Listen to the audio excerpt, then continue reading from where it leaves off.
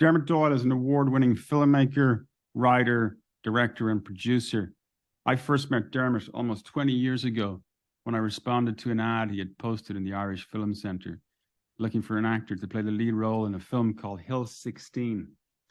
He planned to write, direct, produce, and edit the film himself. 2 years later, the film premiere at the Galway Film Fleadh went on to receive numerous awards around the world, including Best Feature at Michael Moore's Flint, Michigan Film Festival, the Audience Award at the Cherbourg British and Irish Film Festival in France, and would go on to air on multiple TV channels across Europe and screen in many different languages. It was eventually acquired by HBO Europe in 2007. Today we're going to talk about that journey, the sheer scale of the ambition, what followed, mental health, and lessons learned. Dermot, welcome. Well, hi Conor. Thanks for inviting me along. Delighted that you're here. Good to see you. So let's start from the beginning. Where are you from? Where did you grow up? Yeah, I grew up in leafy Castleknock in North Dublin, and to this day I'm still here. Kind of boomeranged around the world, and Castleknock came from a family of 10. So, but very much my school life was in Dublin city centre, north inner city centre. So I'm very much kind of a Dublin person, not the what people would kind of think of as in Castleknock and Castleknock College, and that privileged kind of background, anything but. It was more a case of I went to school in Closh in Parnell Square. For all pretty much, both primary and secondary. And that was a massive part of my upbringing and my kind of makeup even to this day. So feel a little bit more worldly than just Castleknock. But yeah, Castleknock's where I'm from and love the place. Hence me moving back here even just this year. How would you describe your childhood? My childhood was introverted. Let's just say that. I've answered that question in the past as lonely, but I wouldn't. I don't know. I don't know that's fair. I was quite a shy character as a child growing up, and I would say a big factor of what followed in my teenage years and in my 20s was the fact that I was sent to school in the city centre. It was. I was an introvert. I was a shy kid as it was, but then being sent in there into it was basically my father's decision. He wanted me to learn Irish and do my education through Irish, and Closh being an Irish school, sending me there made sure that I didn't have that kind of social connection to school kids in around my area, like in the Castleknock, Blanchardstown area. So with that, I always felt a little bit isolated. There was always the journeys to and from school, where the big long bus journeys into the city centre. Pretty much 5 days a week for 12 years, where you were pretty much on your own. Which gave me a lot of time to think, a lot of time to kind of ruminate in my head, which as I said, kind of was a big factor in me growing up, and what followed in my teens and in my 20s, and growing to love film and as such as has been an outlet to that kind of not quite isolation, but that kind of solitary kind of existence. And what films inspired you as a child? Like what films do you remember? Yeah, it was just funny. I always loved films, and we always had as a kid, it was always the outlet. We'd always be home. We'd have the Friday and Saturday night movie nights. Even to this day, I still hold that tradition with my own children. But I think the turning point, for me, it was all kinds of different types of films. From just kind of family adventure films. But I think the turning point for me was the film Big with Tom Hanks, and I remember. Again, my brothers kind of looked out for me because they knew I didn't have many friends in the area, and they were kind of bringing me to these movies or bringing these movies in, which I wouldn't be able to usually get in the local exhibition. But they brought Big to me one day or one night, and they showed it to me, and I was just blown away. I just enjoyed it so much. But it was the first time it triggered with me that how much I loved film and how much I loved the whole process. And I can still to this day remember myself going into the garden that evening and thinking, whoa, to be able to do that for the future Dermot Doyle, the future kid who's feeling alone, who's feeling, you know, a little bit ostracized from the rest of society, and entertain him so boldly for 2 hours. And then I just started thinking that night about, you know, the process of filmmaking. And, you know, I remember, you know, naively at the time thinking, my God, it must be so easy to do it. You know, you just got a camera and a few people saying some lines, you know, this is it. This is my future. And I remember Jeepers, I probably was about 12 or 13 at the time. And it just turned me completely, turned my world upside down, you know, literally. And from there it was just that love of film just blossomed. And it went from, okay, so big, there was big, and, you know, my interest was so piqued in oh, how are films made, and oh, there's the director. And I think the first director that I really came to know and love, and anyone in my family will say this, would be Oliver Stone.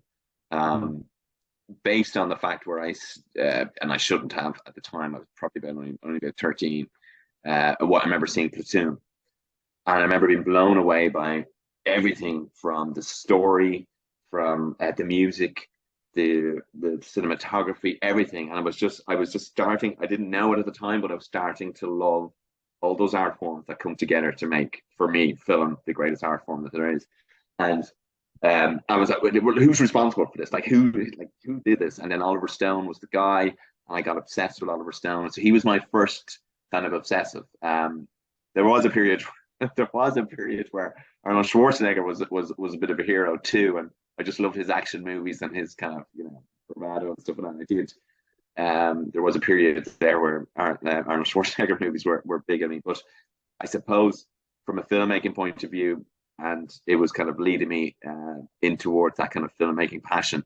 Oliver Stone was the first director, and that, as I said, was around 13. And again, you know yourself, when I had 3 months off summer holidays every year because of the nature of our school, and most schools in Ireland only have 2, but I had 3 months off, and they were lonely summers. However, when I was 13, 14, I was able to, you know, have a bit of pocket money, purchase my own movies, watch the DVDs, but not even that. There was always the Channel 4s of those days, and the BBC 2s had the great movies on late at night. And I remember those summers when I was 13, 14, that's where I just would watch. And I remember, you know, looking at the newspapers, oh, this movie, that movie, oh, there's another one from Oliver Stone, or this is, and from those summers, they were the summers where I discovered, you know, from Oliver Stone, then there was Martin Scorsese, Francis Ford Coppola, Stanley Kubrick, you know. And a lot of the time I didn't understand most of the stuff that was going on in those movies, you know. From Lolita, from both Stanley Kubrick to, even to Born on the 4th of July, or, you know, that kind of stuff. But it was the process, it was the cinematography, the music, the acting, everything was just, it was just blowing my way. And it was almost obsessive. It was almost like an addiction, whereby I do recall, like, I would watch 2 to 3 films in a row, and it'd be bright. It'd be the next day, like the sun would be up in those summers. But it was just beautiful. It was just, for me, and I had lost myself in that, and I didn't care. I wasn't lonely anymore because I resonated with those characters, and then after that, I would, it'll be all like researching how those films were made. Well, there was no internet then, so it was almost like, when I say researching, the only point of research was Empire magazine at the time. Premiere. And Premiere, yeah, true. Empire was always more my favorite because it was a little bit easier to read. Premiere was probably more intellectual at the time, but Empire was easier to read, and it was I think it was probably always lower in the shelves in Easton's. I can never afford to buy those magazines at the time, when I was a teenager. But I remember just going every time again walking through town to get the bus home. I'd cut through Easton's, down on the far right hand side is where all the film magazines were, and I would stand there for hours. I'd miss my buses, but just read, like, scanning through Empire magazine, reading all the gossip, and any articles on directors. Was always one that piqued me. It piqued my interest, and I think from those summers, that's where the love for film just took hold of me, and it has took hold of me ever since. And tell me, did you so when you were thinking about getting into film, was it directing that you wanted to do, or did you think about becoming an actor? Because most directors want to be actors, right? Yeah. Oh yeah, it was all acting at the start. It was all acting. I was a bit of a fan of Tom Cruise actually as well, and I thought I looked a bit like Tom Cruise. I can see that. Yeah. And I remember Rain Man. Oh yeah. Rain Man was a massive film for me. I still have it somewhere in the videos in a VHS somewhere here that I remember recording from BBC Two or whatever, and keeping. It was. But I remember watching Tom Cruise and the dynamics with him and Dustin Hoffman, and realizing that that was the power of the actor. And I would notice where oh God, I just get emotional even just thinking of it now. It was such a poignant scene between Tom Cruise and Dustin Hoffman when they put heads together, and that for me was when I really realized how powerful the actor was, and so hence I wanted to be an actor. That was first protocol. But as I got into my teenage years and further into my teenage years, and as I progressed, and I was like 16, 17, it was the first time that depression started to raise its ugly head on me, and it knocked me for six in terms of confidence, and I kind of started to come back from the world in terms of step back from and almost like stepped away behind the camera, in terms of was there a trigger? There was no trigger. I really don't know. Well, no, there was no trigger at the time, but I do remember the first time when I realized a wave of sadness just came over me when I was coming back from school one day, and I couldn't control it. And I remember being so scared. I got off the bus while I'm walking home, and being so scared because I realized, whoa, there's something wrong there. I'm not able to, control my emotions there. And like, why was I just ready to burst into tears on the bus for no reason? And it just felt an utter sadness and a hopelessness. And that was really scary. There was no trigger, but when I look back on it now, I think there's so much to be said about isolation and social distance, being distant socially from your peers, and not being engaged with other people, that leads to like that kind of social isolation that would lead to a depression. And I probably was ignoring that all the way through those years, and I think that's where the build-up came. And then it kind of the collapse started when I was like when I was 16, 17, and hence it was really affecting my confidence. Did you go for treatment? No, because back then I didn't know. There was no. It was still like it was like that. I would daren't even ask anybody for help on it, because if this was a problem that I had and had to bring all the way through my life without telling anybody, until I was in my mid-30s, I was able to tell somebody that was close to me that I had this. And so that's where I started looking at other avenues of the filmmaking. And I was quite a successful kid in school. I was called, one of my nicknames is Mr. President, because everyone thought I'd be president of Ireland at one stage. Because I was yeah, you never know. But so I was quite successful. So I was quite ambitious that way, in terms of I knew I could be top of whatever. So there definitely was a case of if I can't act in a movie, I can make the movie myself. I can control it. I can, why did you decide you couldn't act in a movie? Like when did there was just more confidence. I just probably have broke in front of a camera, like at that time. I was just very, very fragile. When I was 18 and I was doing my leaving certificate, 17, 18, I had a mental breakdown because just the pressure I was putting under myself to get the, top marks. And I remember it obviously in Ireland we have the mock exams in the spring, kind of like a trial run before the actual real thing. And I put so much pressure on myself to be number one, to get the big grades, to get, into the top college, that I basically had a mental breakdown that I almost ended my leaving cert year, where I probably where I didn't do it. And I just kind of had to gather myself and pick myself up, and that left a massive scar there, just because of the pressure that not just myself put on myself, but I think the leaving cert unfortunately has that pressure element on children, and jeepers, I took it on full throttle. So was it a competition thing, the pressure, or was it you trying to justify or trying to where was that pressure coming from? It was internal pressure.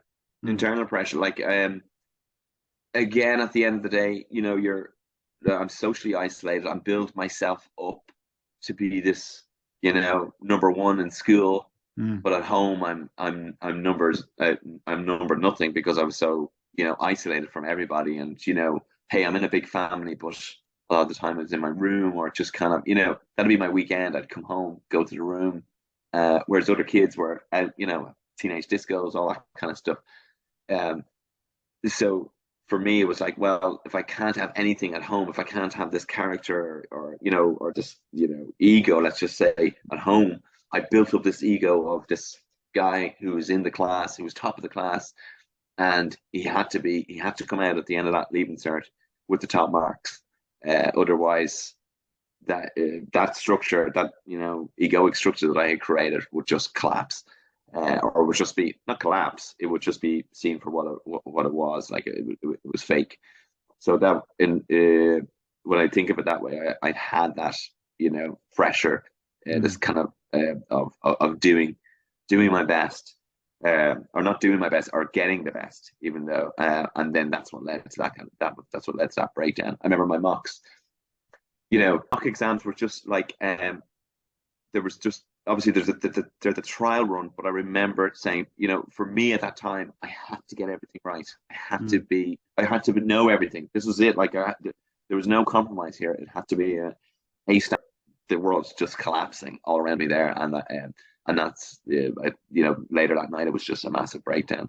And my parents, but had you given me the choice, then I would have walked away from school.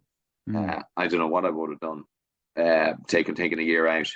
But so you were doing you were looking at the history paper in the exam, mock exams. Yeah. And you felt that you couldn't complete the exam?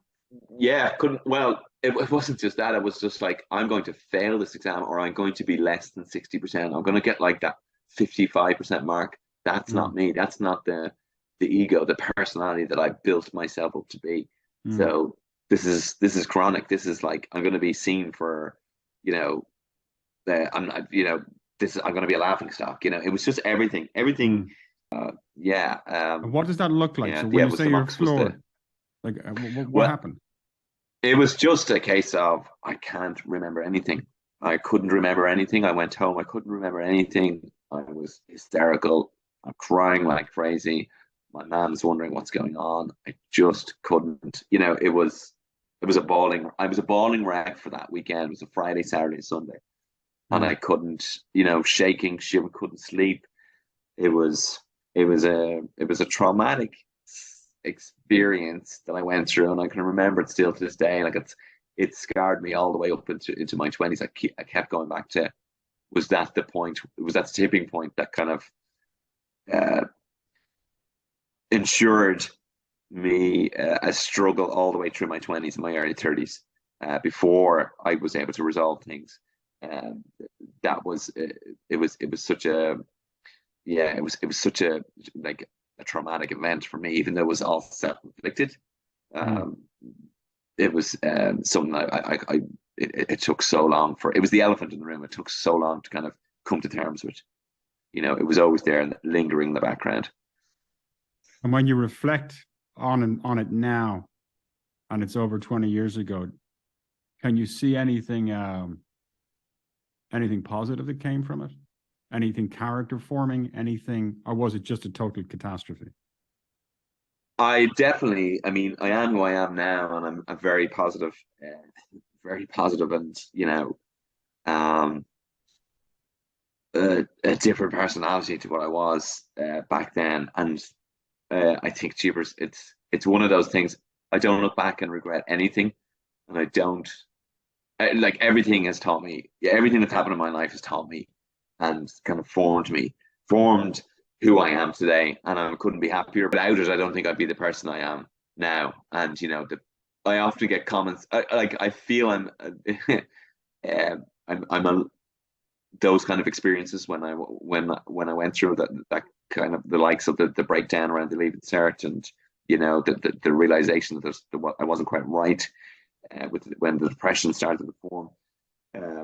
I feel without those, I wouldn't be the person who I am right now. Those kind of experiences and that kind of formed my character, all the way through my life, and even, not just my character, but even my work, even my kind of my work, my writings, the projects even that I want to do in the future.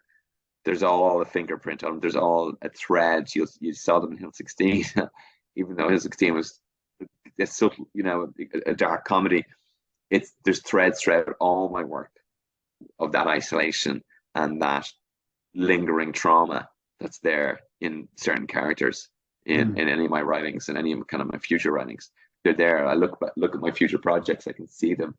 I can see them there, and I don't shy from them now. Even when I was writing Hill 16, I was almost like shying from them. I was like, because I was still in that kind of zone, so to speak.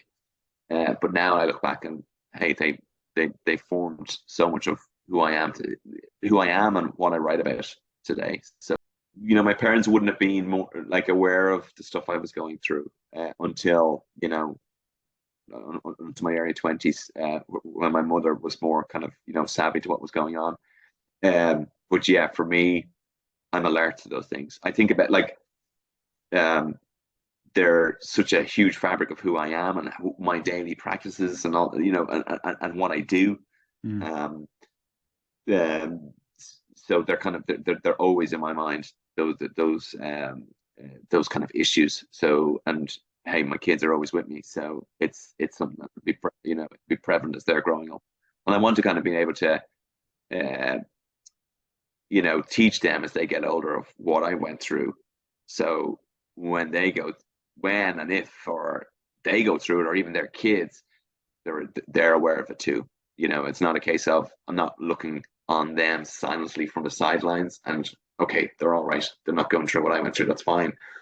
I most definitely will be making them fully aware, and I'm sure they'll be able to see it in my work, in my writings of hey, dad was X, Y, and Z, and this is how we coped with it, this is how we got over it, and this is how we turned, pivoted and turned it all around. Mm. So they'll be fully aware of it. I think it's really important, like because hey, mental health is so prevalent right now, and it's even more so, and I think it's going to be even more so in the next generations ahead of us. So let's look at the first film you made, Hill 16, right? So in terms of mental health, it's all over Hill 16, right? But in your words, right, how would you describe the film? Give me a synopsis of Hill 16 from your perspective. Yeah, Hill 16. Well, yeah. So Hill 16 is about Niall Brady, who's a 16-year-old growing up in Dublin, in an all-boys school. Again, teenager, 16 years old. You're really young, and you're in an all-boys school, just like me. You're kind of isolated. All you really think of is the likes of girls and football, and you become infatuated with a teacher who arrives into the school. So Niall becomes infatuated with this teacher who arrives into the school. It's kind of like a temp teacher. Cell, played by Barbara Dempsey, and there's all kinds of backgrounds without ruining it all. Niall has a relative who is involved in IRA gun running and drug smuggling and all that kind of stuff. And Cell is essentially an undercover cop who's sent in to kind of lure Niall's relative by befriending Niall. Of course, Niall is only a teenager, so he's all a bit naive to it, and he thinks he has all these conspiracies in his head. But he's also infatuated with Sal, like the older, good-looking woman, and it's all kind of told in a comic way, in a darkly comic way, and at the end, essentially, Niall obviously discovers the truth about Sal, the truth about his cousin. But yeah, I mean that's it in a nutshell. Yeah, I can't think of any. Like there was various other strands to the movie that were eventually edited out, but that's it in a nutshell in terms of that's the core synopsis for it. Yeah. Yeah, well, from when I was looking at it and reading it, I was looking at stuff like betrayal and fantasies, right? Niall Brady is a child. Yeah, and that's where and fantasy. And he's a fantasist as well, to a certain extent. Absolutely. His whole life is based around fantasy. Like when we first meet Niall, he's essentially alone. He's alone in his rooms. All he's a teenage boy, solitary figure. And betrayal, yes. And I think, and that is very much goes back to my own kind of character back then, was the kind of paranoia of other people. You're on your own, you don't have that social connection, so you think, what's going on? Are they and that was a lot to do with my kind of solitary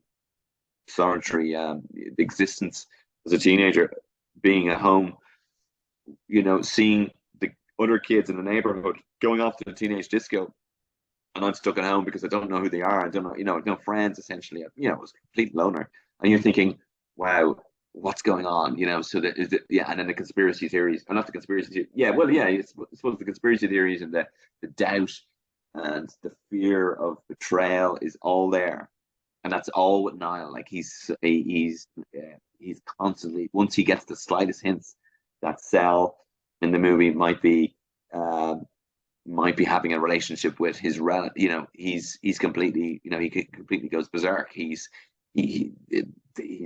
watching her windows at night. It's all, complete paranoia.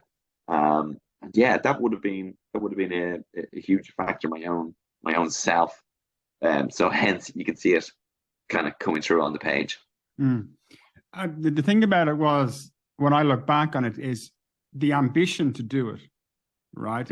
So you're going through these mental health issues, right? You're very cognizant and conscious that you're suffering from depression sporadically, probably have low self-esteem. You don't want to go in front of a camera and be an actor because of possibly self-esteem issues. But then you decide, you know what I'm going to do? I'm going to write, direct, produce, cast, edit, and do the music, basically, for the entire production, right? So where did is this kind of it's almost like the duality of the personality.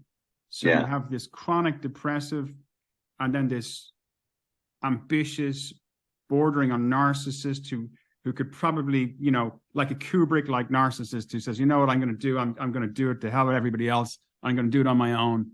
But what you did do is, and I remember you were, over an extended period of time, you were working very hard on trying to get money together, right? So you were saving and saving and saving. And as a young man, you were mid-20s, about 25 when we did it. You had saved up enough money, like you were very, very serious about this, and you followed through, right? So where did that come from? Where did that, because 99% of human beings, most people dream of making a movie, but they're never going to try and attempt it because of the sheer scale of it. What I'm trying to understand is the sheer scale of what you were attempting to do. So you were going to write, direct, edit, do the score, produce, cast, post-production, and everything. But at the same time that you're planning to do that, and you have the ambition to do that and the determination to do it. In the background, you've got mental health issues. You're dealing with depression, the black dog of depression. It's coming and going sporadically. So where did that huge that motivation, that ambition come from, and where did that belief come from?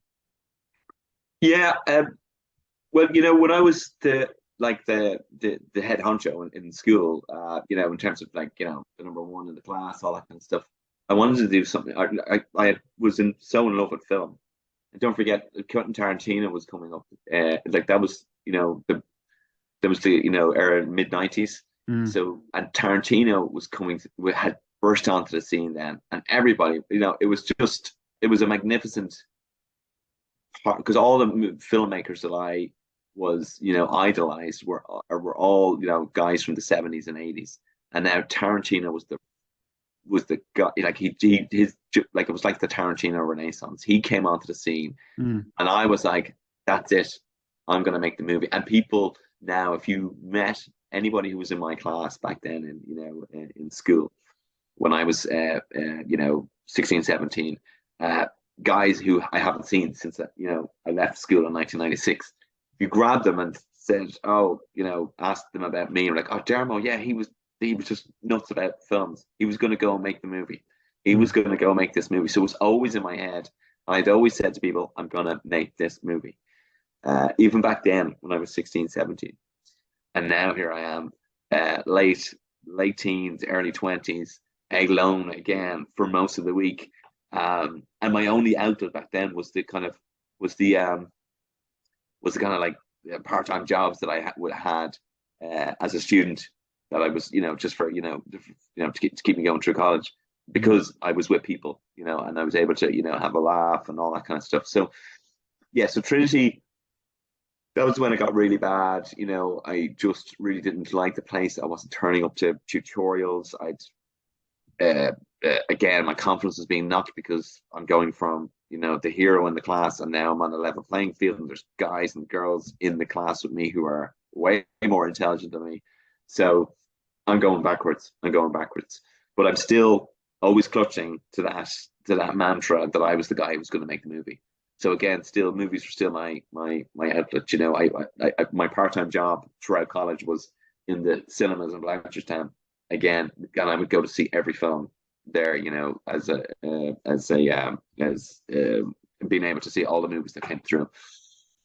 So it was all the case of, so when are you going to, and I'd bump into people and it'd be all like, when are you going to make them? So there was this kind of pressure that was always coming on me. Yeah. And the pressure started building. When are you going to make that movie? I'd meet teachers. You were telling people about it, right? Yeah. Which makes it worse. Right? Yeah. So now you have to honor what you've said you're going to do. Yeah. Yeah. Or you feel shame and guilt and all kinds of stuff. Yeah, exactly. The guilt, the shame. And so I wrote the script for Hill 16. I think it was this Hill 16 it was called initially. And it was quite a serious and somber kind of movie. It was floating around for about 3 or 4 years in my on my desk, and it was one of those things that someday I'll get to make that, and I wasn't I didn't have any plan on or idea of how I was going to make it, and I was kind of jumping around from filmmaking courses here and there, and doing courses in film base, and they were all like like you'd make your like 1 minute film, and I just never kind of got excited about it. So, but I was I'd left college then. I got my degree, and then I was going in, and in the background, I don't know if it was a procrastination or it was just a case of the artist really purposely putting off following through on making this film, but I just went from job to job. My mental health was poor, so I was leaving jobs like after 6 months because I couldn't cope with some of them at times. And I just hid in a job in a stockroom in a shop in town, and hid there for a few years. And I just kept saving the money, but it wasn't much money. So I was like, how am I going to do this? How am I ever going to be able to pay actors or crew or anything to make this movie? But hey, you know what? Someday I'm going to do it. I just kept saying that to myself. And then it got to the stage, or then I came across Robert Rodriguez book, Rebel Without a Crew.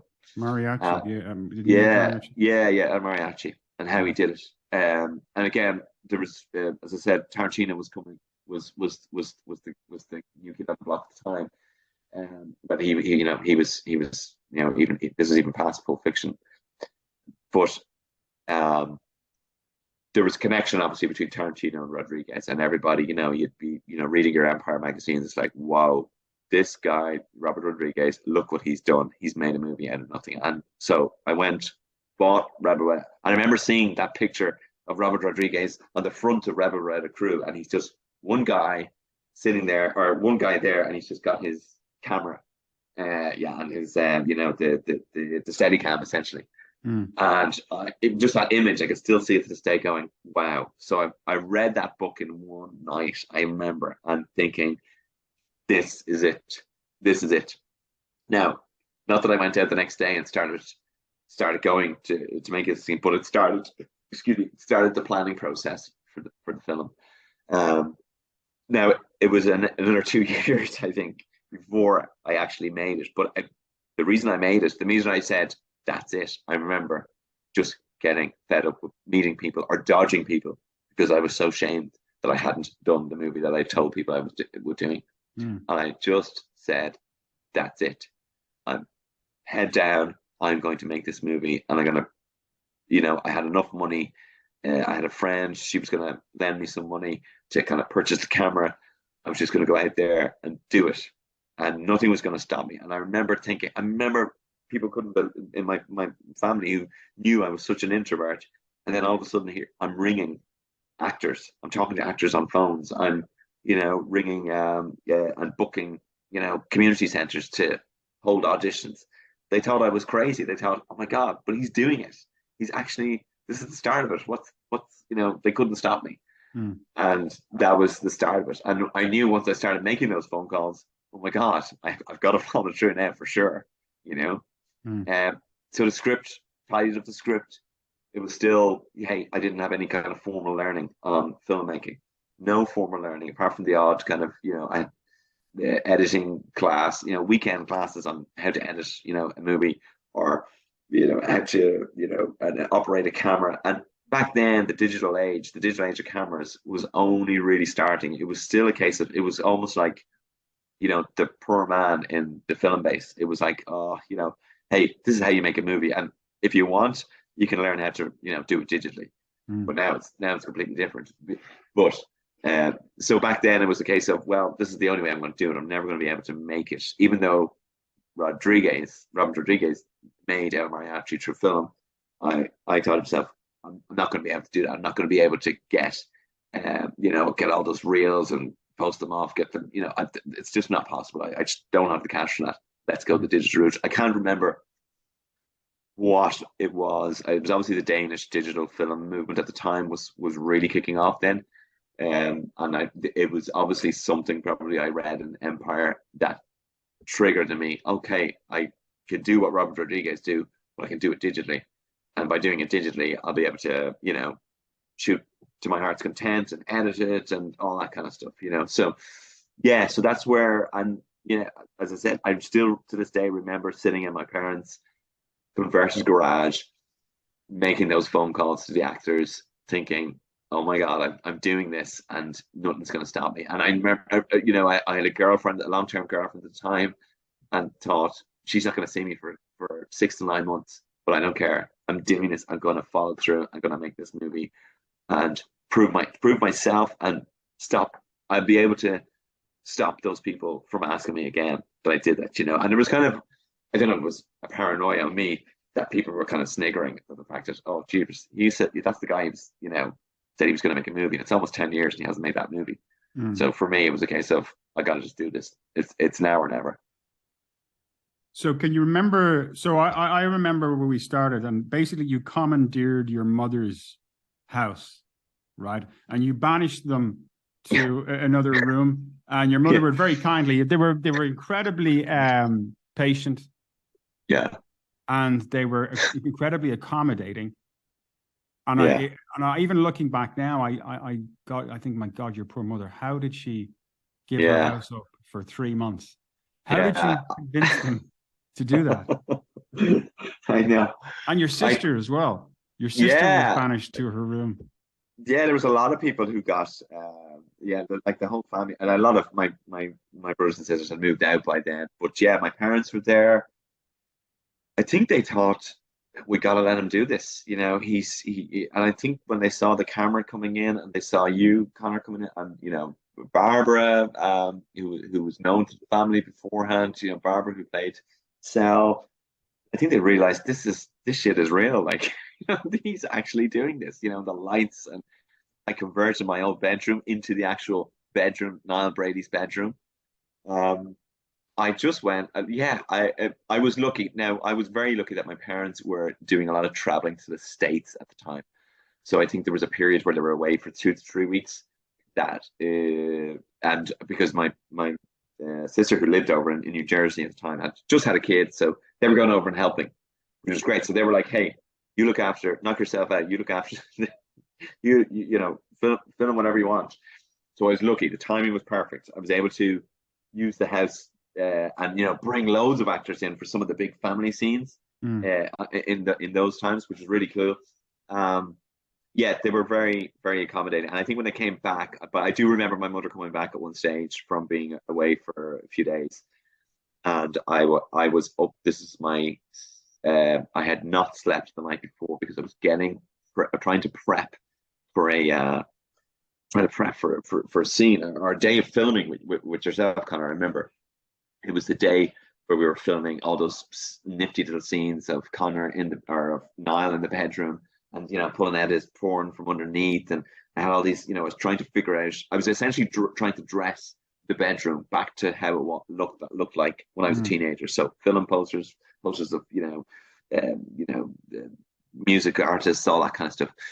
But it took me so long to do that. But I remember my mother coming back and she looked at me and she thought, "Oh my God, you're talking strange. You're going to have a heart attack. You know, you got to just rest.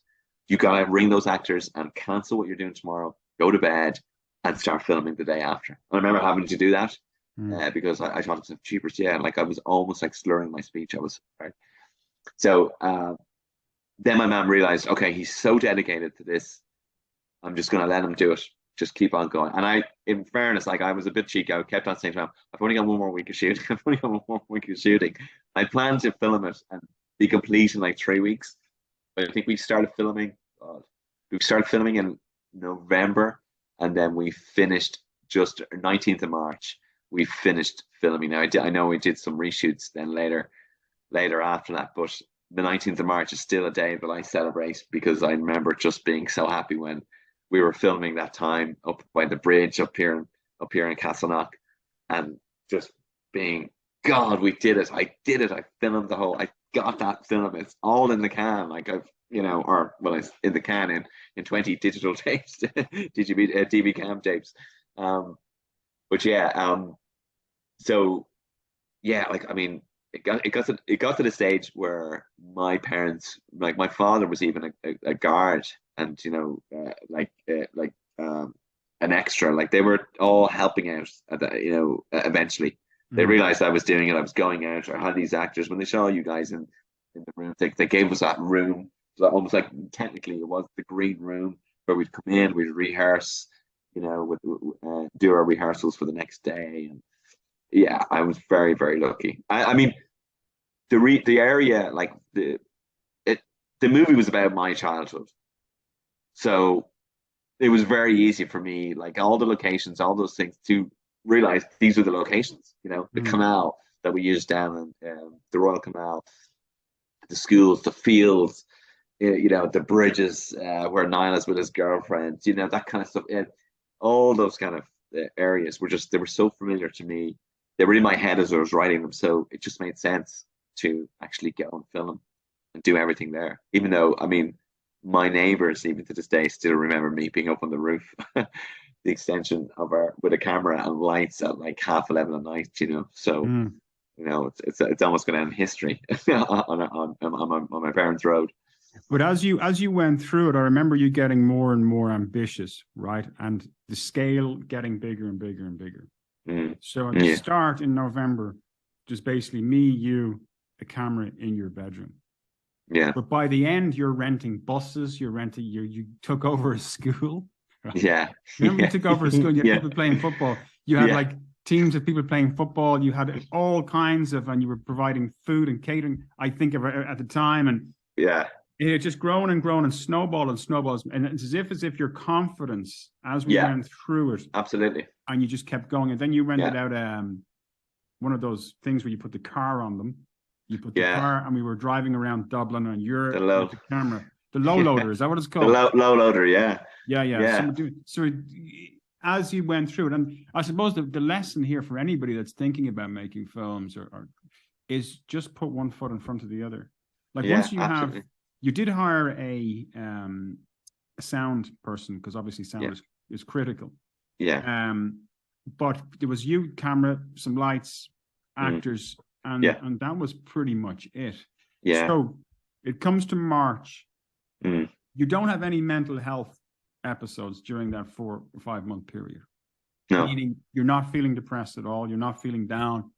You don't have time. You just firing Yeah. through this thing, because you were doing a day job, I think, at the same time, weren't you? Yeah, I was. I was still working. Like I was working in a department store in the city, and still did up until for another 5 years, or even after, even when Hill 16 was doing the film festival circuits and being acquired by HBO, I had to request time off, and I was just meeting producers and agents in New York, and I'm getting calls from my manager back in in a retail store in Ireland.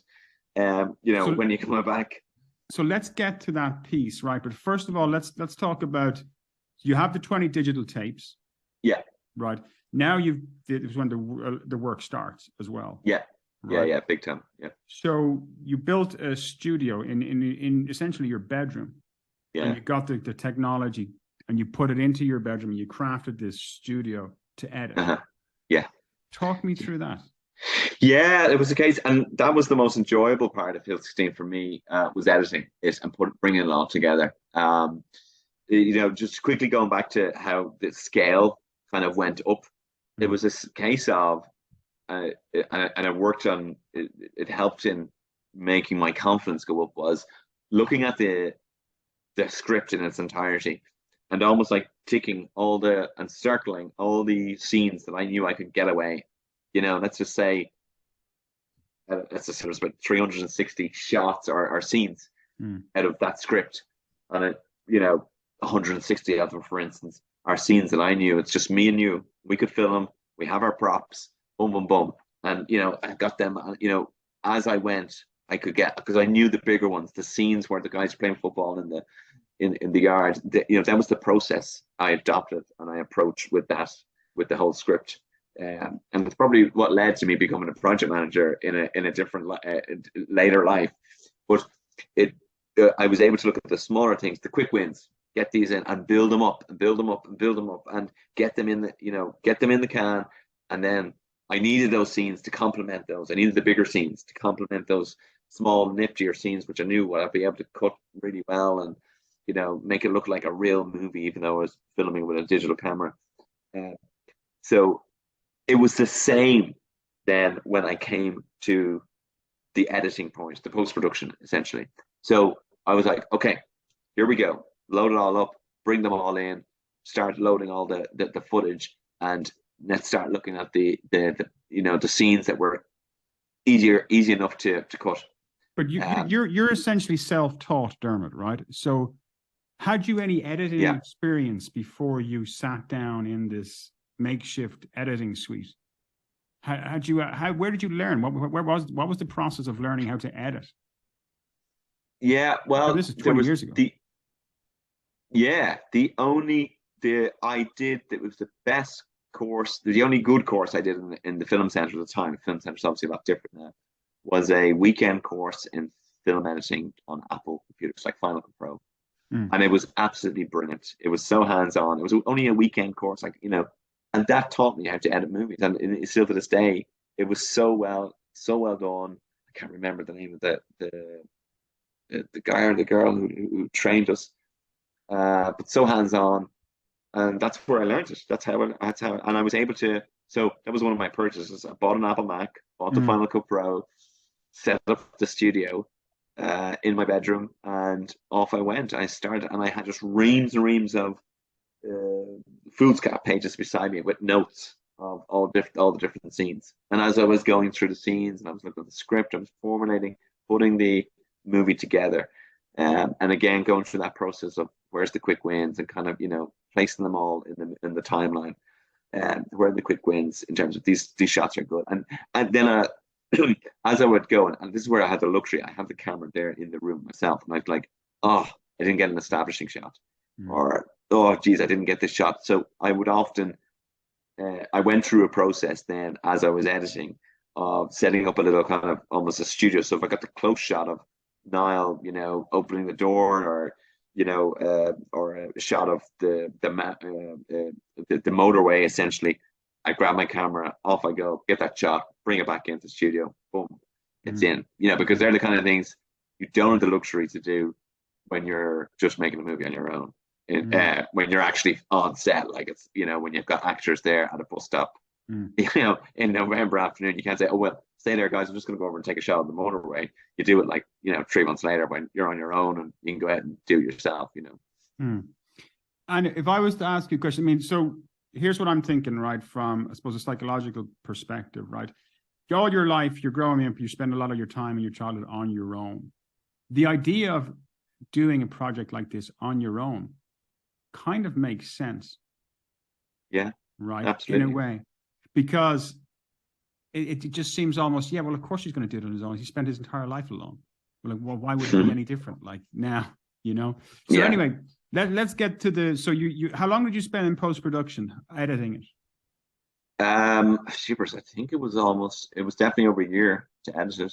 And again, it was over a year to edit it. And it got to the stage where people were thinking, oh, he's not happy with the movie, so he's not going to release it, and he's gonna just stay up there editing for years and years. We're never going to get to see this movie, Yeah. So, and I remember my mom. Were you not happy with it? Oh, there was some element. No, there was no. I was happy with it, but there was elements of it that I just kicked myself even to this day. That I know you mentioned I employed a sound man, but I should have employed him for more. I should have had a better learning on sound. I took it for granted. So that was a big, but when you look back at the movie now, I didn't have the learning like filmmakers would have now, or the equipment, so to be a lot like the guys who you could do it now a lot better in terms of production values and stuff like that. So there was things there that I wasn't happy with from a technical point of view, but from the actual movie itself, when I put it together, I was more than happy with it. I was just really delighted with it, and I was anxious obviously about it because you just don't know. I liked it, but I knew I was a little bit odd. So what's the world going to think of it? Like, what's the audience going to think? But there's that anxiety was starting to build on that. But but I didn't really, it was starting to build, but it was kind of in the background. For me, the thing was just complete this movie, get it out there, put it on a DVD, and it's there. There's Hill 16. It's done. When did you show it? When was the first time you said, "Okay, I'm done. And who did you show it to first of all? Yeah, I remember the first people I showed it to were my family, and they sat down and they watched a really long cut of it. I think This was a 5-hour version, was it? Yeah, it was 2 hours 57 minutes. 2 hours 57 minutes. Yeah. So it was a very, very long version of it. I just couldn't. You're so involved in the project that you're so attached to it. You just can't see, how am I going to edit this? You can't lose the scene, because if you lose, this seems so good. We spent so much time doing this and editing it and acting and all that kind of stuff. So 2 hours 57 minutes. My family, they were the first, but I could sense, because I gave it to them. I left and went back up to my room where it all happened, where it all started. I went back up to my room. They watched because I was too anxious of what there was. But I could hear the laughs downstairs. I could hear the, but then I realized, my God, this is taking for ages, And then it tweaked to me this is too long. This is ridiculous. It's just, and I left it like that. It was kind of like a work in progress still, like at the 2 hours, 57 minutes. I knew there were certain things I was going to cut out, but I definitely didn't ever think I was going to take a whole hour out of it. For like its current duration now is 1 hour, 47 minutes. That's when I say current, it's not like I'm still editing it, but the final duration of it now is 1 hour, 47 minutes. So you're finished. You show it to your family. You have the 2 hour, 57 minute version. Okay. You haven't cut it down at that point. You then decide, okay, families, what their reaction was, yes, it's wonderful, but of course, what else are they going to say to your family? Exactly. Yeah. Right. Yeah. Now you've got to go out into the festival market. Now you've got to go and talk to people externally. Can you remember who you approached? Was it the Galway Film Flat you approached first? No, I didn't. No, I remember there was a website, and it's probably still around, withoutabox.com. And I remember these are the days before, like when like internet cafes still, were still the thing. And I worked in town, obviously in the city centre in the department store, and there was an internet cafe, and I used to go there. Once I had the movie made, I was like, okay, here we go, or edited. The feedback from my family was, hey, yeah, it's great, but it's too long. And I was like, that's fine. I'm going to cut it down. I cut it down to 2.5 hours. So I took a good 20 minutes off, off the original cut. So I went. So that was my movie. That was it. I'm not touching it again. But that's what I had in my head. So withoutabox.com, you basically, you created a profile in there. You set up your movie, and it was a really good kind of system where you basically could, submit your movie to all these festivals all around the world, everywhere, any country, and it would give a kind of a rundown of what the festival was, what kind of movies it is for, and how much it was. And I was like, God, I was in debt at that time. I'd spent a lot of money on Hill 16 for what I was at the time. I was still living at home with my parents. And the first, it was almost like a spray and pray approach, because I was like, oh, I don't know how this is going to I don't know how I'm going to figure this out. Let's just get it out to as many festivals as possible. But I didn't have that much money, and most festivals at the time were like $20 to enter. There was some like that'll be more like the more expensive ones would be like 100, but you'd be like, I would have to sacrifice submitting my the Hill 16 to there, because my approach to the start was get to as many festivals as possible. I just need one person. My whole plan was this: I just need one person to pick it up, and one person to go, hey, this guy knows how to make movies. Did you see what he did? Just like the Robert Rodriguez. Like Robert Rodriguez just had someone in an agency who saw it. I'm like, wow, this guy made this movie on the rest is history. And that was my plan. I always said it, Hill 16 was my foot in the door movie. It's not going to be, it's not going to win Oscars or anything like that, but I just want someone to realize, without me having to go through the whole trying to sell myself and trying to get an agent and all that kind of stuff. This is my way of getting into the industry and getting, essentially getting another movie made. That was my whole purpose of doing this.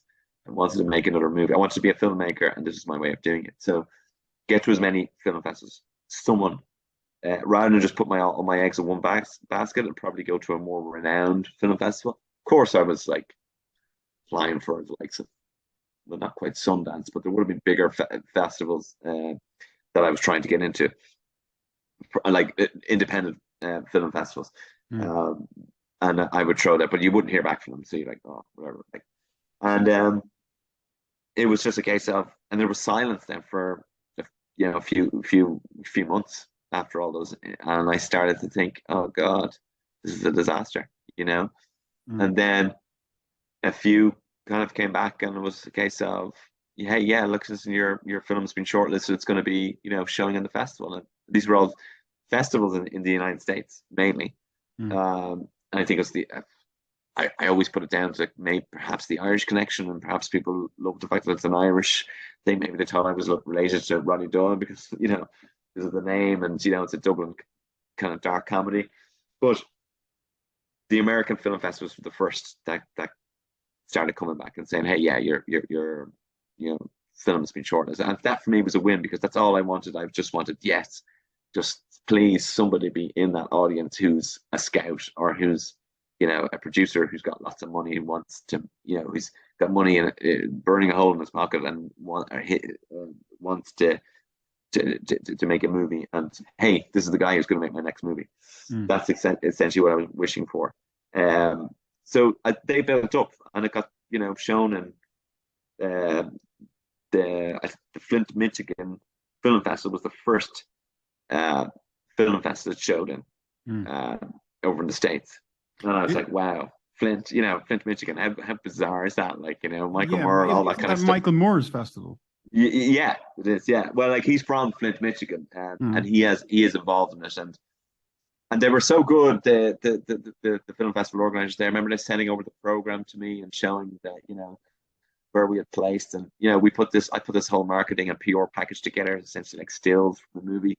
My girlfriend at the time was a photographer, so she took loads of kind of behind the scenes footage. It was all part of the package of selling me. This was my kind of, you know, trying to sell me and my brand and get, you know, Dermot Doyle out there, like, you know, oh wow, Hill 16, what a cool movie. And it was made by some guy who just did everything. He did everything in the movie, even did the music score, you know. So it was great to see them. And that was my only, I didn't have the money to go over to America and, you know, attend these film festivals. I was just letting them go and letting them show over there, and hey, happy out, great. I'm more delighted. I was just every night, obviously, you know, every night I'm watching my emails, waiting for that email to come in from, you know, back then it was the Harvey Weinsteins of this world. You know, you're waiting for, you know, the big call, and never got them. And a lot of times you would get the, you know, you'd get the rejection from the film festivals, and that kind of like, yeah, I got so used to the hey, thanks for sending your film in. No thanks, you know. It's not fit for this festival, or it wasn't shortlisted, and that taken my skin, because you just go, okay, fine, it's no problem. Some are taking it up, some aren't, no problem. And then one night, I get this email from Flint Film Festival to say, congratulations, you won Best Feature Film.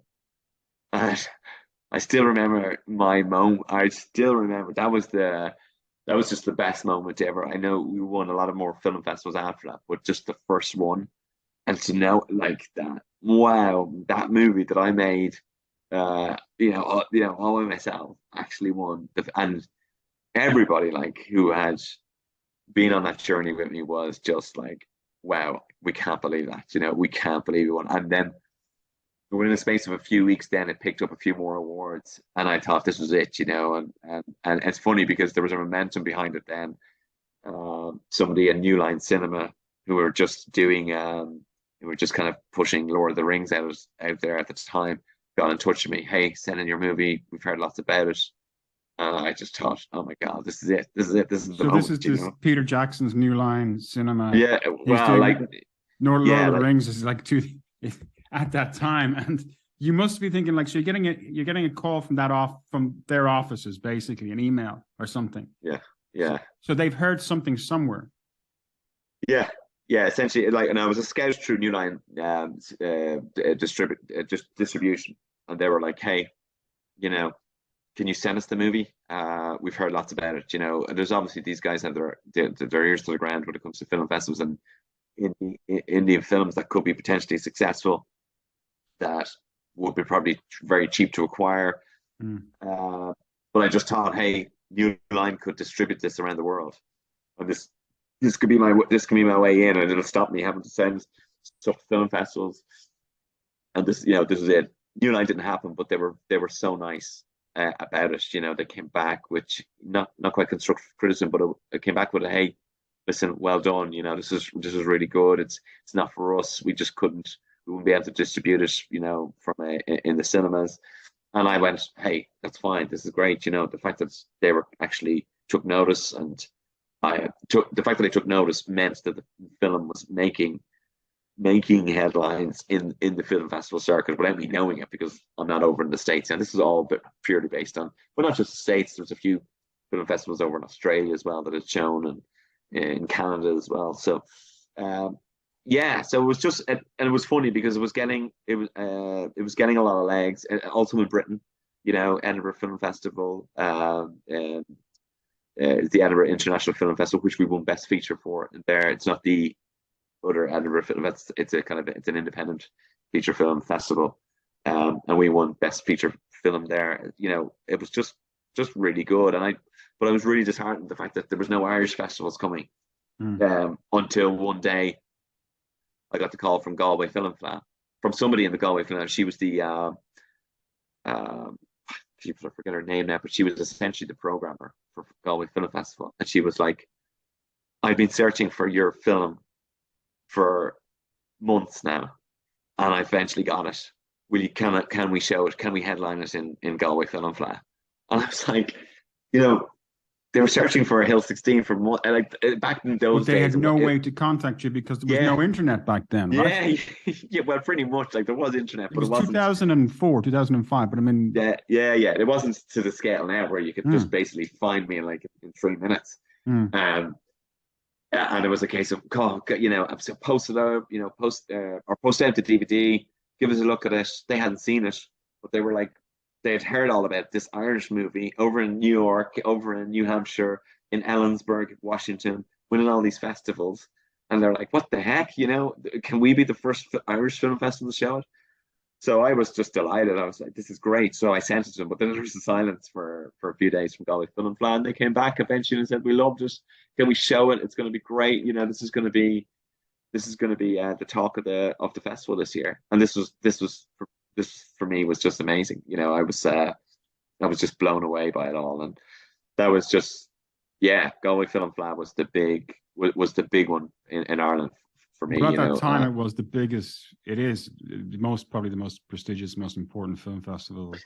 Definitely. Like, I mean, you can look at the Dublin and Dublin is way, a lot more commercial than Galway. Galway would definitely be more indie, and as would Cork. But yeah, that was the. I was just, and hey, you were there at the festival at the time. It was a great time. It was brilliant. The screening of the movie, which had been cut down by then to its current format, which is pretty sure it was the current format, which is 1 hour 47. Was really well received, and we had a Q&A after it, and it was just really good. We just got on. It was a brilliant festival. Pavi Lakin was on there at the time and kind of stole our thunder a little bit because it was the critics' favorite in terms of it was hitting all the points with the critics. So hey, great movie. So I mean, I couldn't argue with it. But we were the kind of little indies in the background. The one thing about the Galway Film Festival that I noticed when I was there was I noticed a little, and this was the first time the Irish audiences were getting to see this movie the Irish filmmaking community were getting to see this movie that they were heard of, that were making this, making these waves on the film festival circuit internationally. I sensed it's the first time I sensed a begrudgery in certain circles about it, or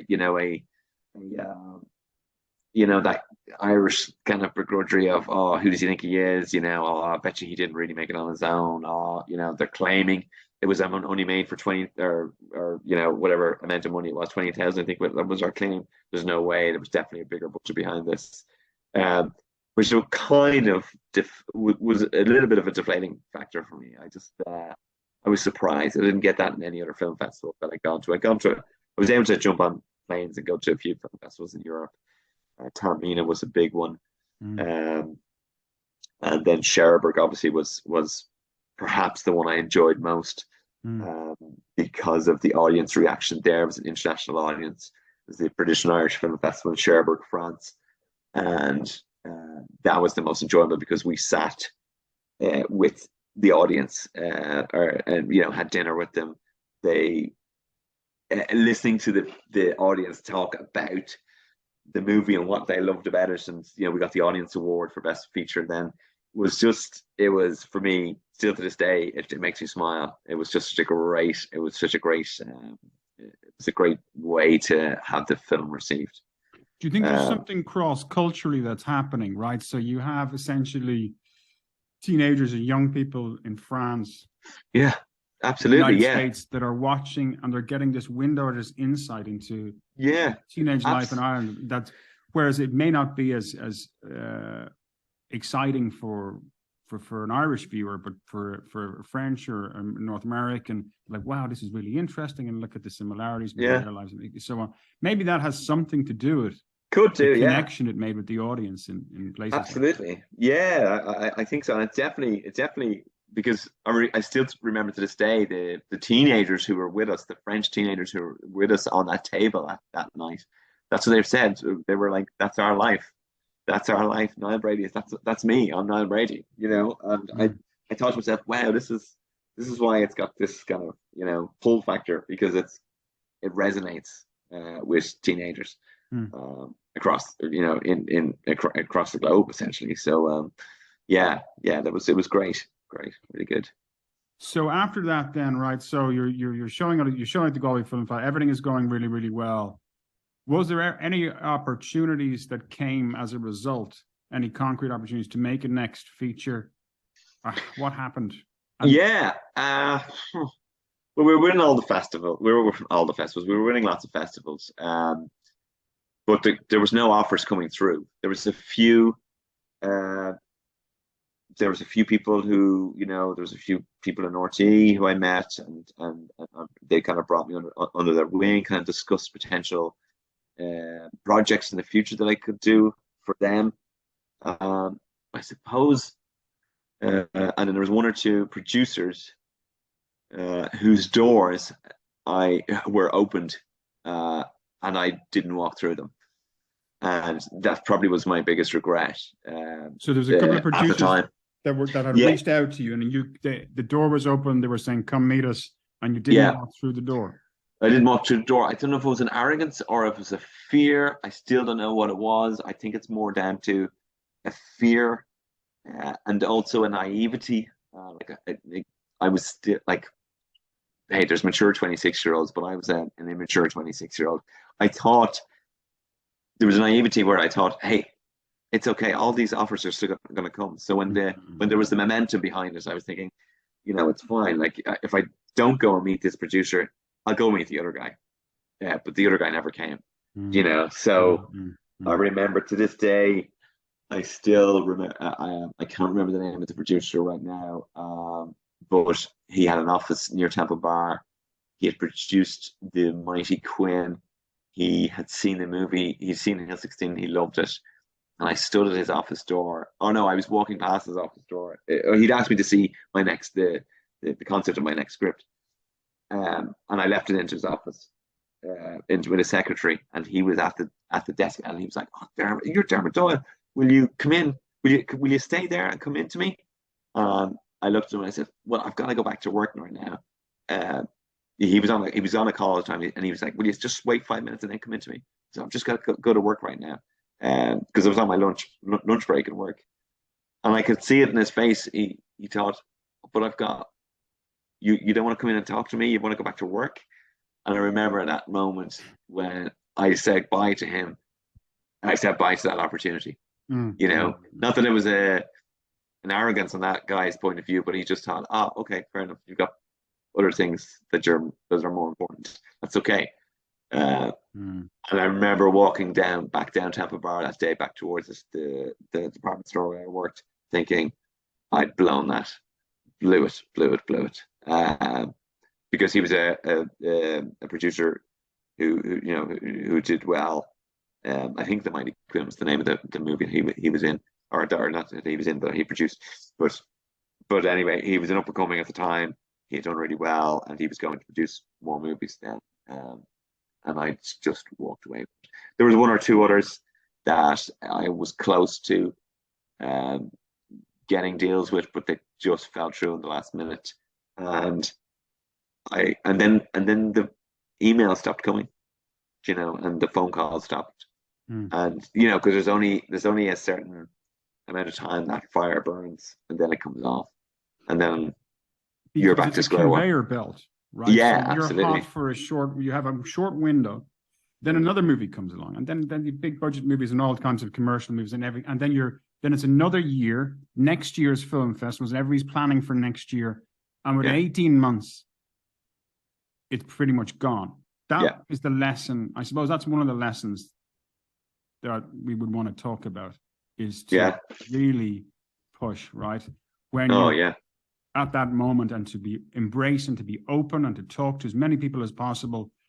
Don't be naive, don't be foolish, and don't accept everything that comes your way, but just could be as open to the world and invite the world in as much as possible. Absolutely. How do we get to HBO then? So HBO Europe. Yeah, HBO Europe. Well, there was an agent at HBO. We won an award in Hungary, in Budapest. A best feature film award it was the Cinefest Young Filmmakers Film Festival. And I always laughed at it, because I think back then, a young filmmaker was determined anyone younger than 35, I think, or maybe even 40. It was quite funny. But anyway, we were in this, and it won the film festival there. Hill 16 did, and there was an agent from HBO, and they rang me up and they say, "Hey, we'd like to acquire the broadcast rights for HBO, or for Hill 16, for HBO in Europe." Where did he get your number? Because nobody can find you, remember? Yeah, well, then I can't remember how they found me. It was through an email. Okay. And yeah, it was through email that they found me, and they obviously got it through the film festival organizers. And yeah, it was great. It was brilliant. The movie had to be, I had to send the movie off, and it showed my image. They were like, okay, well, send us the M&E files as well, which is music and the separate audio files. And I didn't have those, because I just chopped everything together. And I was like, that showed my naivety at the time of making the movie, because then they could at least separate. They were going to dub the movie into all the different European languages. So you'd have Polish, Hungarian, Croatian, all that kind of, all these different languages that this movie that Hill 16 was going to be shown in. They were going to dub it, but then when I couldn't provide it, they said, okay, no problem, we're just going to do subtitles for all that. Send us the script.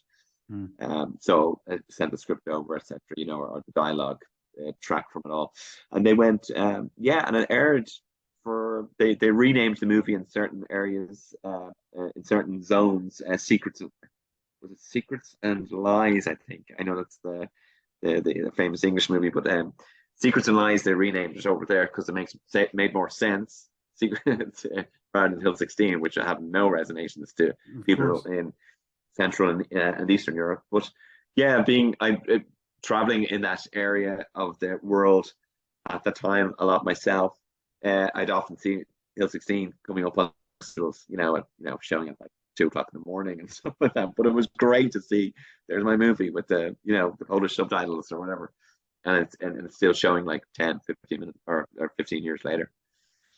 It's still showing 15 even today. No, sorry. 10, 15 months later. Yeah. No, it had a run. It had a run for about 4 years after the movie made. It had a run for about 4 years. So it was still showing then, even when it was almost like a forgotten thing in my head, the movie. It was still coming up there, and it was, my wife was more proud of the fact that she could, turn it on in her country and go, hey, there's my husband's movie, which and I was like, at the time, so at that stage I was kind of almost ashamed to see, not that ashamed to see it there, but ashamed by the fact that, hey, I still haven't made another movie since. And there's my movie, it's on HBO, and hey, it's I haven't made a movie since. So it was almost like an embarrassment, almost, And how did you? Has that affected your mental health? Yeah, it would have. It did when I finished Hill 16, and it finished in the film festivals, and nothing came about it, and the Irish Film Board rejected a movie that I was hoping to kind of get funding for, or get a producer on board. I can't, not that it almost like, that ego I had built up as this, film director, film producer, it just collapsed. It was gone. And with that, the veil that I Your had identity. built up, had collapsed, and the depression really hit me strong.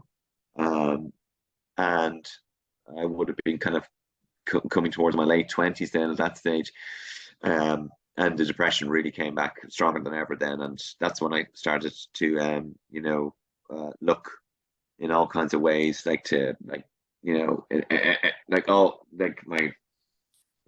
any kind of way to kind of distract myself from the reality, like whether it was drink or keep myself away from the reality of the situation. That, hey, I'm not that film producer, I'm not that film director that I told everyone I was going to be. I'm still working in that department store.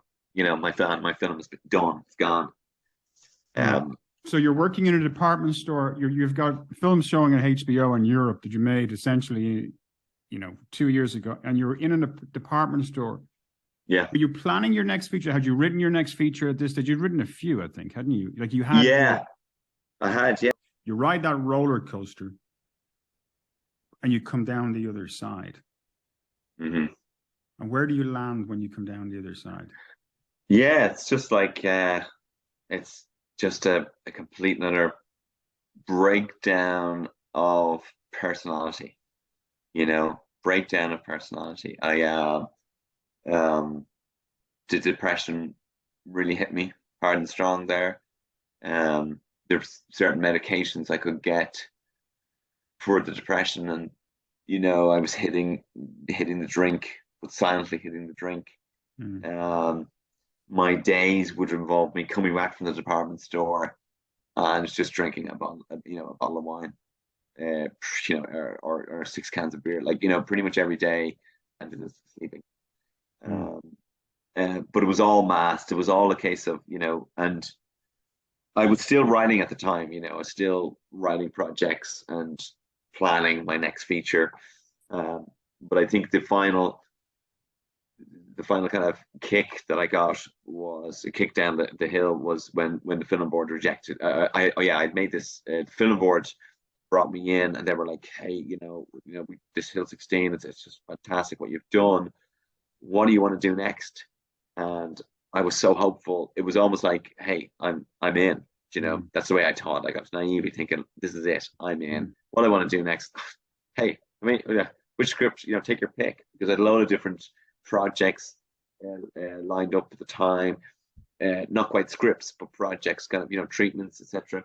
But I worked on one which when I reflect on it now, it was very heavily influenced on Donnie Darko, and it was a movie. It even sounded like it. It was a script called Dreaming with Rocco, and this was one, and I put it together. I thought this was a shoe-in. Like, they're going to love this. It's going to be a little bit quirky. It's going to be much darker than Hill 16. But again, it's going to tell, a tale of a kind of an isolated teenager and going through kind of traumatic time and all that kind of stuff. And the film board, they read the treatment, or they read the first draft, and they were like, "Okay, well, how about changing X, Y, and Z?" I was like, "Oh yeah, okay, sure, I'll change X, Y, and Z." And I did that. Familiar story. Okay. Yeah. Change X, Y, and Z. Went back to them. Great. Okay, this is brilliant. Now, could you do this? Can you change this? And yeah, super. No problem. I'll change it. And sent it in. I was thinking, okay, this is it.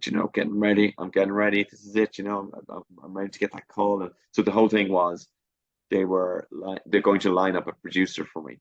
That's why, because I had almost said to the film board at the time, "Hey, listen, I've done Hill 16. I've done all this.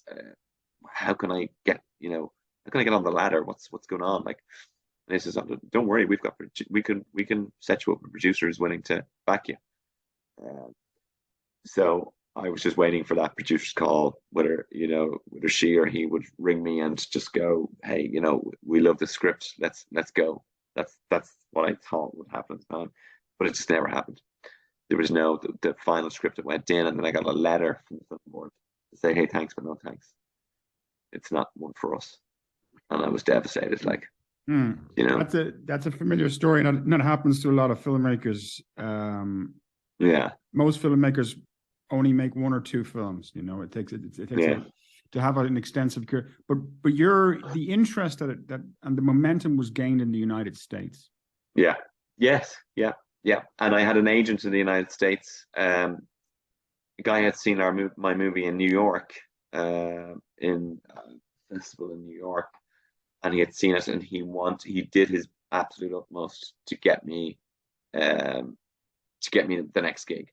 And he wasn't my agent, but he was an agent who was trying to sell Hill 16 to distributors, but also sell me to other producers. He was a Mm. proper agent. He came from, a kind of, one of these agencies that had a kind of a legal wing to it. So it just didn't transpire. It just didn't come across. And the main reason it didn't happen for Hill 16 distribution was the production values of it. That was the Mm. main reason. So Mm. Mm. that was the kicker for me. I was like, if my sound was better, if Mm. I had better focus, if I had better control of the focus on that camera, that kind of stuff. Mm. So that was just, hey, that's what it was. There was nothing I could do about that. So I didn't really think of it much that time. But personally, the fact that personally, the fact I took it personally that Mm. nobody was going to give me the next gig. I was like, oh, but hey, I did all this. Okay, you know, the focus puller mightn't have been working properly, or the sound was a bit dodgy. And hey, I'm not the greatest musician, but hey, I still was able to do the music for the score. Mm. But you know, this is me. Like, surely there's a gig for me, but there wasn't then. So, well, there potentially was, but I walked away from them. I walked away from them, or slammed those doors shut. Like, Mm. so, yeah. So that kind of just had me quite. I just kind of, it was not quite the collapse. It was like another collapse of what I had back in the mock years. Mm. It was not the kind of traumatic, kind of, emotional collapse, but it was a collapse in terms of self-esteem and being able to do, or wanting to do anything. And we all know depression is that's a huge characteristic of depression, is stopping doing what you love doing. And there'll be months and months that go by that I would hate to go and see a movie, or watch a movie. I didn't want to read anything about movies. Mm. I was just like, no, no, no, no. Even though it's in my blood, it's what gets me up in the morning now. Um, so so I hit the bottle, hit everything, and I was just I was just going downhill fast and rapid. But it was all in secret. Nobody knew it. Nobody knew it. Even my partner at the time, she didn't know it. That I was going through this. It was all, smuggled the bottle of wine in. I used to cycle home from the town, and I'd go to the garage on the Navan Road, get the bottle of wine into my gear bag. Nobody would know. I'd smuggle it into the bedroom. So that's the way it was. And it wasn't until I met my wife that changed. She kicked me out of depression, and that excuse me, that just changed everything for me, and changed my whole aspect of life. My wife at the time, or sorry, my partner at the time, just wasn't really able to kind of realize what I was going through. But when I met my wife, she was, and she realized it straight away. She kind of just she gave me a reason to kick it, and I was able to kick it, and I went on it. So from there, from meeting my wife, that journey of kind of self-realization and self-discovery started all over again. Started all over again. It took me years to kind of bed down and kind of let the depression dissipate, and years of learning, years of kind of evolving my kind of daily practices to a point where I'd be very happy in saying that they don't exist anymore, like, which is momentous. you know And you never went through the prescription medicine clinical? no, I didn't. It was funny. Uh, I was I did at one stage go through prescription medicine, but I remember once I was going through it, but give it the I didn't give it the kind of longevity it was meant to give. And I remember once going into a pharmacy, and handing in the prescription, and being so down on myself, and I needed this. I needed these antidepressants. I needed them like urgently, because I was in a really bad way. And I remember walking in. I remember not being. I wasn't dressed, the right way. And I remember the pharmacist looked at me I'd handed it to the lady at the counter, and my self-esteem was so low back then, and she handed it to the main pharmacist, and he looked at me, and then looked away, and he says no, and it was basically a case of he thought I was probably abusing those drugs and not in a chronic need for it, and from there I was too scared ever, or too ashamed ever, to go back to a pharmacist, yeah, because of that moment.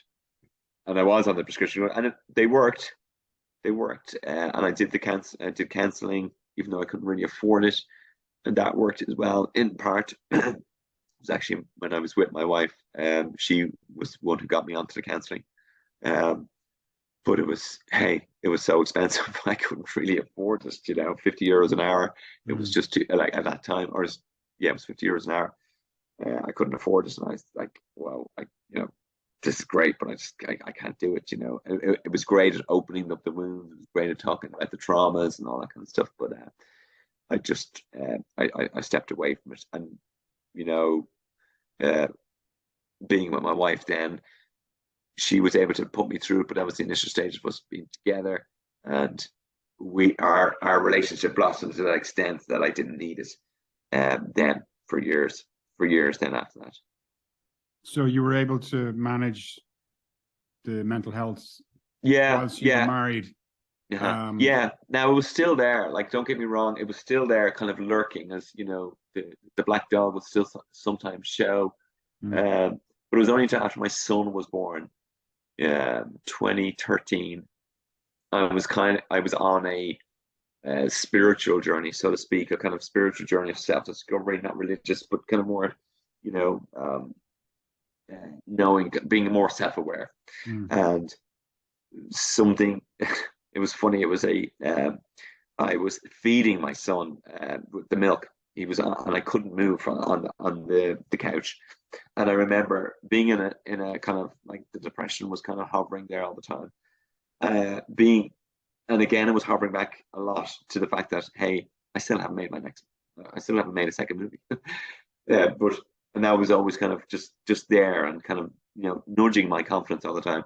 And I couldn't reach for the remote control, so I had to watch whatever was there. And CNBC was on, the channel CNBC, and on that channel on a Sunday morning, they have Joel Osteen on it.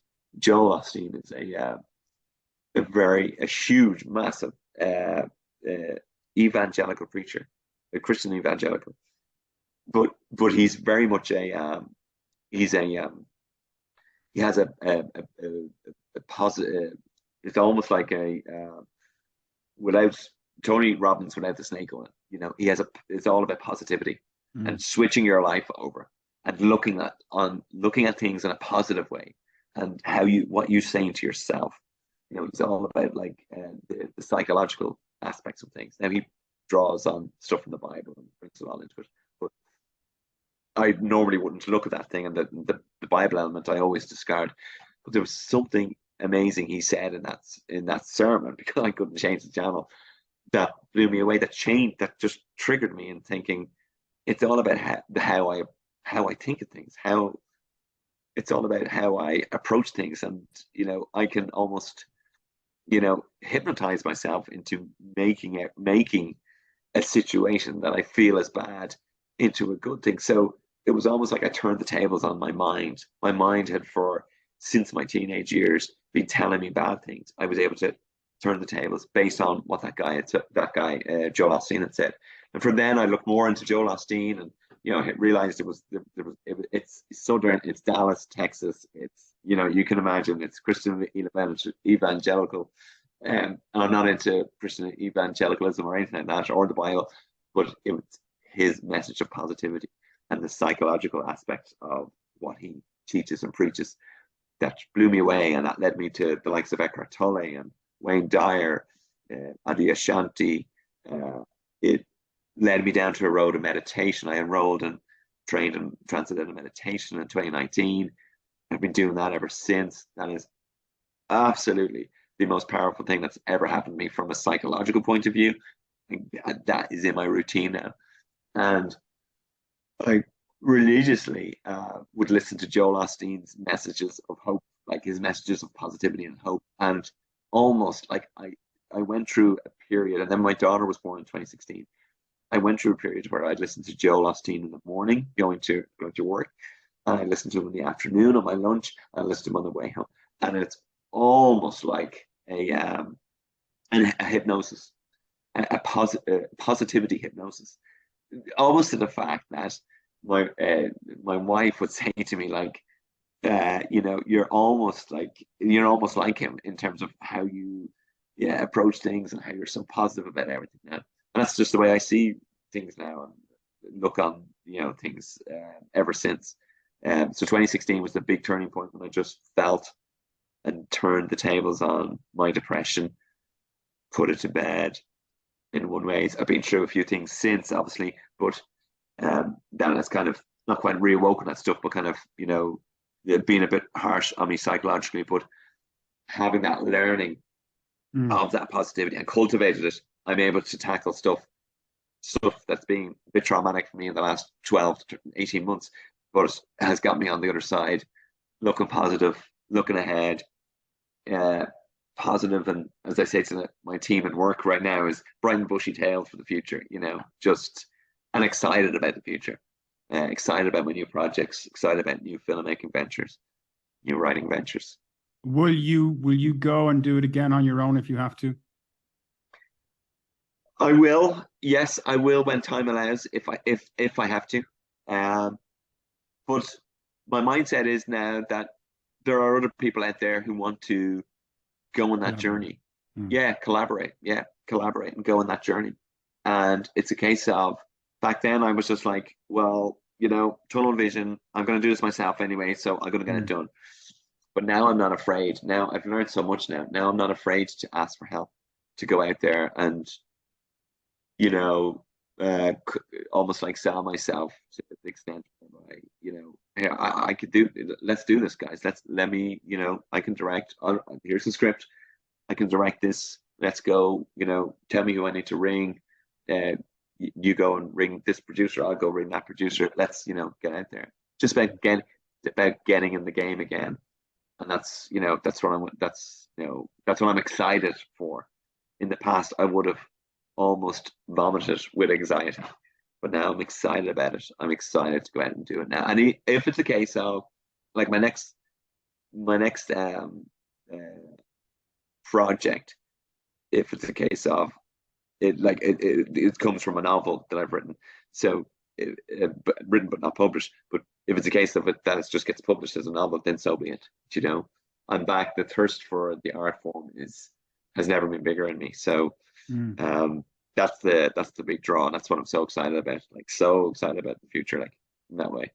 Good.